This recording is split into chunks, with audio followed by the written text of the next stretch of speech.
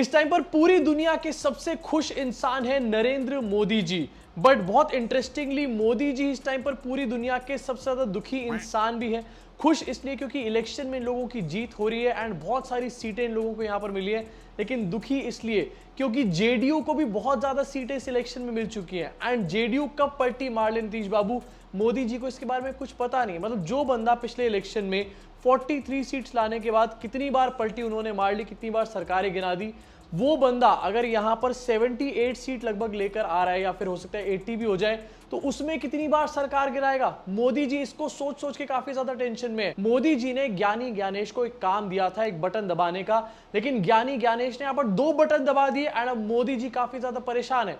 वैसे मोदी जी इलेक्शन में काफी ज्यादा थक चुके होंगे, लेकिन मोदी जी से ज्यादा थके होंगे यहां पर ज्ञानेश कुमार। अरे मेहनत इतनी जो करी है ज्ञानेश कुमार से मैं लेकिन एक सवाल पूछना चाहता हूं, सर आप यहां पर 200 सीटें आखिरकार एनडीए को क्यों दे रहे हो? 243 की 243 क्यों नहीं दे देते? ये 43 क्यों छोड़ दिया आपने आखिरकार? ये सब तो मजाक की बात है, क्योंकि ये जो नंबर्स सामने आए हैं इसके पीछे सिर्फ वोट चोरी तो नहीं कही जा सकती, कोई ना कोई तो और भी रीजन होंगे, लेकिन इसके बारे में थोड़ा सा आगे चल के बात करेंगे। उससे पहले जरा बात करना चाहता हूं एक और मजाक के बारे में जो कि बिहार की जनता ने यहां पर किया है। अनंत सिंह, आपको याद होगा इलेक्शन के बीच में इनको अरेस्ट कर लिया गया था, ये जेल में चले गए थे, इनके ऊपर हत्या का आरोप भी लगा था इलेक्शन के बीच में। एंड इस टाइम पर अनंत सिंह, वही अनंत सिंह 5000 वोटों से आगे हैं। कोई बड़ी बात नहीं, थोड़ी देर में जब आप ये वीडियो देख रहे हो तब तक अनंत सिंह जीत भी चुके हों। सही कहा जाता है Bihar is not for beginners. जो बंदा इलेक्शन के बीच में अरेस्ट हुआ है वही यहां पर जीतने का काम कर रहा है। अब इस बात को क्लियरली समझो, जो बंदा 20 साल से बिहार को डेवलप नहीं बना पाया, बिहार के युवा को जॉब्स के लिए बाहर भागना पड़ रहा है, वो अगले 5 साल में सब कुछ ठीक कर देगा। ये शेख चिल्ली के सपने हैं। अब बिहार की जनता ने तो एक मजाक यहां पर किया, लेकिन उससे भी बड़ा मजाक यहां पर कांग्रेस ने किया है। कांग्रेस की यहां पर 5 सीटें आती हुई नजर आ रही हैं। हालांकि ये इलेक्शन कमीशन का आंकड़ा है और इलेक्शन कमीशन के आंकड़े की कितनी सच्चाई है आपको अच्छे तरीके से पता है। आज 14 नवंबर है, नेहरू जी का बर्थडे है। 14 नवंबर को नेहरू जी को ये 5 सीटों का गिफ्ट दिया है कांग्रेस वाले लोगों ने। एंड कांग्रेस के प्रवक्ता 9 बजे यहां पर बैठे हुए थे, कह रहे थे ये तो अर्ली ट्रेंड्स हैं, अभी सारे ट्रेंड बदल जाएंगे। 10 बजे बोलने लगे कि 12 बजे के बाद असली रिजल्ट आएगा, और 12 बजे ये कहना शुरू कर दिया कि कांग्रेचुलेशंस टू ज्ञानेश कुमार। अब मैं फिर से ये बात यहां पर मान सकता हूं, क्योंकि इलेक्शन के बाद भी 100 चीजें देखने को मिली है। कहीं पर वीवीपैट की स्लिप्स हैं वो कचरे में पड़ी हुई हैं, स्ट्रॉन्ग रूम का जो सीसीटीवी है वो बंद पड़ा हुआ है, एंड खाली ट्रक खाली पेटियां यहां पर पकड़ी जा रही हैं जो कि स्ट्रॉन्ग रूम के अंदर घुस रही हैं। ये फ्री एंड फेयर इलेक्शंस नहीं है, ये बात फिर से एक बार मान लेते हैं। लेकिन कांग्रेस की स्ट्रैटेजी क्या पूरी फुल प्रूफ है? क्या कांग्रेस की स्ट्रैटेजी इस टाइम पर बेस्ट है? ये बात कोई भी इस टाइम पर नहीं मानने वाला, कांग्रेस के अपने सपोर्टर भी नहीं मानने वाले। इनफैक्ट बीजेपी के खुद के लोगों ने फोटोज पोस्ट करी एंड बहुत सारे लोगों ने, फैक्ट चेकर्स ने बताया कि बीजेपी के अपने लोग जो हैं 2-2 बार वोटिंग कर रहे हैं। दिल्ली में वोटिंग करी, उसके बाद बिहार में वोटिंग कर दी। अब भाई 2-2 बार वोटिंग हुई है तो मोदी जी को 200 सीटें तो यहां पर मिलेंगी ना। लेकिन इन सारे प्रूफ को लेकर भी आखिरकार अपोजिशन क्या कर रहा था? क्या आपने कोई बहुत बड़ा कैंपेन देख लिया? सबको इसको लेकर के ऑन ग्राउंड उतर जाना चाहिए था, लेकिन नहीं, ऐसा कुछ भी देखने को नहीं मिला। एंड ये एक बहुत बड़ी प्रॉब्लम है अपोजिशन के साथ, जिसको मान लेना चाहिए इन लोगों को। अब बिहार की जनता ने कॉमेडी करी, कांग्रेस ने भी कॉमेडी करी, लेकिन एक्चुअल कॉमेडी यहां पर करी है प्रशांत किशोर और तेजू भैया ने। प्रशांत किशोर थोड़े दिन पहले कह रहे थे कि हमारी बहुत सारी सीटें आने वाली है, लेकिन आज के जो ट्रेंड सामने आए हैं उसमें प्रशांत किशोर की पार्टी कहीं नजर नहीं आ रही भाई साहब। इनफैक्ट प्रशांत किशोर ने यह भी कहा था कि जेडीयू की 25 से ऊपर सीटें नहीं आएंगी, अगर आ गई तो वो पॉलिटिक्स छोड़ देंगे। जेडीयू को, तीर सिंबल को 25 से ज्यादा सीट नहीं आएगी, और आई तो आप राजनीति छोड़ देंगे? छोड़ देंगे जी। बंगाल में कहा था, अभी कह रहे हैं, फिर रिपीट कर देते हैं, 25 सीट नहीं आएगा जदयू को। अगर जेडीयू की 25 से ज्यादा आई तो प्रशांत किशोर राजनीति छोड़ देंगे भाई। ठीक है, ओके। और इनफैक्ट तेज प्रताप यादव आपको यहां पर दिखाना चाहता हूं, 10 से 15 सीटें तो इनकी आ ही रही थी। इनफैक्ट इन्होंने ये भी बताया था कि महुआ की सीट तो हम जीत ही जीत रहे हैं। लेकिन आज क्या देखने को मिल रहा है कि तेजू भैया जो है महुआ पे 4थे नंबर पर चल रहे हैं। इस टाइम के जरा नंबर्स भी आपको यहां पर दिखाना चाहता हूं, और साथ में गोदी मीडिया के बारे में भी थोड़ी सी बात करना चाहता हूं। ऑलमोस्ट 200 के आंकड़े पर यहां पर एनडीए पहुंच चुकी है, लेकिन ये क्या, एबीपी वालों ने मोदी जी का फोटो क्यों नहीं लगा रखा? अरे जीत रहे हैं, मोदी जी का फोटो लगाओ, नीतीश कुमार का नहीं लगा सकते? इनफैक्ट आज तक वाले भी आपको यहां पर दिखाना चाहता हूं, इन्होंने भी नीतीश कुमार का फोटो लगाया हुआ है। मोदी जी की इतनी बड़ी जीत यहां पर हो रही है, 243 सीटें भी जीत जाए कोई बड़ी बात नहीं है, मोदी जी का फोटो क्यों नहीं है यहां पर? इनफैक्ट गोदी मीडिया का आज का बंदोबस्त आपको दिखाना चाहता हूं। आज तक वालों ने यहां पर छोटे छोटे कॉलेज के बच्चों को बिठा रखा है हूटर ले लेके। जैसे बीजेपी का कोई बंदा जीतता है या फिर बीजेपी की जीत होती है तो एकदम से भोंपू बजाना ये लोग शुरू कर देते हैं। मैथिली बहुत अच्छी बात है। चलिए एक मिनट, 18-18, 20-20 साल के लड़कों को यहाँ पर लाइव ऑडियंस में बिठाया गया और उसको सिखाने की बजाय कुछ उनसे भोपू बजवाने का काम कर रहे हैं। अरे भोपू बजवाना क्यों है? गोदी मीडिया से बड़ा भोपू कोई हो सकता है क्या? अब सरकार यहाँ पर जिसकी भी बनने जा रही हो एंड जितने भी आंकड़े आए हो, एक बात यहाँ पर कंफर्म है कि एग्जिट पोल इस बार भी गलत साबित हुए। मतलब बीजेपी जीते या फिर बीजेपी हारे, एग्जिट पोल का गलत साबित होना is the constant. Exit poll ने क्या कहा था आपको दिखाना चाहता हूं। कोई 145, कोई 133, 133, 142 दुनिया जहान के नंबर यहां पर दिए गए थे। इनफैक्ट एक्सिस माई इंडिया ने तो नंबर ही नहीं दिया था, वोट प्रतिशत बताया गया था जो कि महागठबंधन और एनडीए का काफी आसपास था।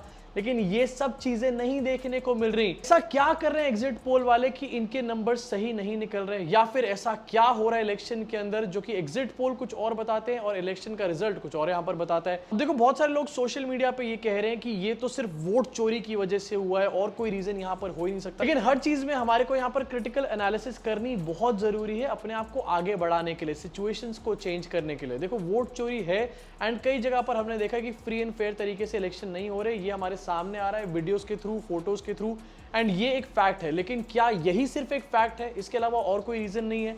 एक बहुत बड़ा रीजन यहां पर बताया जा रहा है 10,000 रुपए जो कैश लॉलीपॉप बांटी गई। स्टूडेंट्स को 1,000 रुपए बांटे गए, महिलाओं को 10,000 रुपए बांटे गए। कैश लॉलीपॉप भी एक बहुत बड़ा रीजन है कि यहां पर एनडीए जो है वो 200 का आंकड़ा टच करने वाली है। सिर्फ ज्ञानेश कुमार की मेहनत हो सकती है क्या? लेकिन अगर ऐसा भी हो रहा है तो ये उससे भी ज्यादा बड़ा प्रॉब्लमैटिक सिनेरियो है। लोगों को इस टाइम पर जॉब्स नहीं चाहिए, लोगों को इस टाइम एजुकेशन नहीं चाहिए, तरक्की नहीं चाहिए, या फिर लोग ये नहीं चाहते कि यहीं पर बिहार में सारी जॉब्स आ जाएं। लोगों को यहाँ पर सिर्फ इससे मतलब है कि कौन हमारे को ज्यादा पैसे देने के लिए इलेक्शन में आ रहा है। एंड ये ज्यादा पैसे कहां से निकाल के दिए जाते हैं? आपके और मेरे टैक्स के पैसे से। नीतीश कुमार के बारे में भी बात कर लेते हैं। नीतीश कुमार आखिरकार इतनी ज्यादा बढ़त कैसे बना रहे हैं? मतलब पिछली बार इनको इलेक्शन में 43 सीट्स मिल रही थी, इस बार इनको 80 के आसपास मिलती हुई नजर आ रही हैं। एंटी इनकम्बेंसी नाम की चीज ही नहीं है। ऐसा कौन सा काम कर दिया नीतीश कुमार ने बिहार के अंदर जो इनको इतने बम्पर वोट मिल रहे हैं और प्रो इनकम्बेंसी यहां पर देखने को मिल रही है?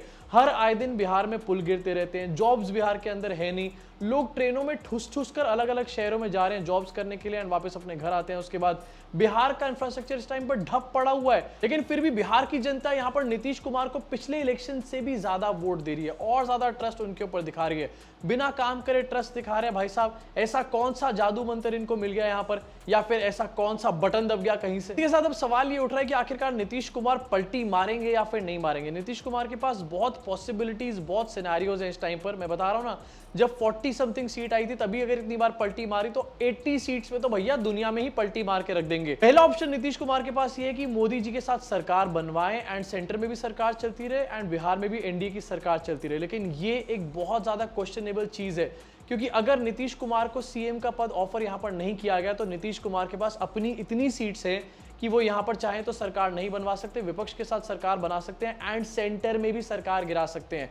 ये बहुत बड़ा नंबर देखने में लग रहा है, लेकिन मोदी जी के लिए बहुत बड़ी खुशी डेफिनेटली नहीं है। दूसरा पॉसिबल सिनेरियो ये कि नीतीश कुमार यू टर्न मारे, आरजेडी के साथ चले जाएं। लेकिन अगर नीतीश कुमार ऐसा करते हैं तो डेफिनेटली ईडी, सीबीआई उनके घर के दरवाजे खटखटाने ही वाली है। लेकिन सोचने वाली बात यहां पर यह भी कि अगर नीतीश कुमार चले गए एंड सेंटर में भी सरकार गिर गई तो क्या ईडी और सीबीआई आएगी उनके घर पे? अब इन दोनों में से कौन सा सिनेरियो देखने को मिलेगा, ये काफी इंटरेस्टिंग होने वाला है। चुनाव हो गया, उसके नतीजे सामने आ चुके हैं, लेकिन जब तक मुख्यमंत्री नहीं बनेगा तब तक फुल ऑन ड्रामेबाजी यहां पर चलने वाली है। पॉपकॉर्न के डब्बे लेकर बैठ जाओ। इसी के साथ ही जो परफॉर्मेंस निकल कर आई है, अपोजिशन की परफॉर्मेंस यहां पर सामने आई है, जहां पर ये 1:30 बजे तक के नंबर्स दिखा रहे हैं कि आरजेडी को 32 सीटें मिल रही हैं एंड कांग्रेस को 5 सीटें मिल रही हैं। इससे डेफिनेटली विपक्ष को भी बहुत चीजें सीखनी चाहिए एंड अपनी स्ट्रैटेजी को चेंज करना चाहिए। अगर विपक्ष को यहां पर लग रहा है कि इतने मैसिव लेवल पर सिर्फ वोट चोरी ही हुई है तो विपक्ष को 1 मिनट भी वेट नहीं करना चाहिए, बाहर रोड्स पे आ जाना चाहिए, प्रोटेस्ट करना चाहिए एंड इलेक्शन कमीशन से जवाब मांगना चाहिए कि आखिरकार ये नंबर्स निकल कर कैसे आए। इसी के बीच में सोशल मीडिया पे अखिलेश यादव की काफी ज्यादा तारीफ हो रही है एंड होनी भी चाहिए, क्योंकि अखिलेश यादव की समाजवादी पार्टी एकमात्र ऐसी पार्टी इस टाइम पर नजर आ रही है जो कि वोट चोरी हो या फिर जो ये वेव चल रही है, जो भी कुछ हो रहा है, इसके बीच में 37 सीट्स लेकर के आई थी 2024 के इलेक्शन में